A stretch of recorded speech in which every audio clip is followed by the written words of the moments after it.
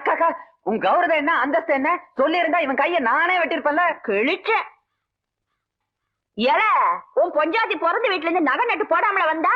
போட்டு வந்தா. பண்ட பாட்டில் கொண்டு வராமல வந்தா? கொண்டு வந்தா. அதெல்லாம் என்னல பண்ண? வித்து குடிச்சிட்டுங்க. கொண்டு வந்ததெல்லாம் விட்டுப்புட்டு 3 பிள்ளைகளை பெத்துப்புட்ட வேற பொஞ்சாதி கேக்குதோ? இதுல மண்ணெண்ண வேற ஊத்துறல. நல்லா இருக்கல. நான் ஊத்தலங்க, எங்க அப்பா அம்மா தான் ஊத்துனாங்க. நீ வேடிக்கை பார்த்துட்டு இருந்தியாக்கு? ஏலே மண்ண வேண்டி அந்த மண்ணு நட்டின்னு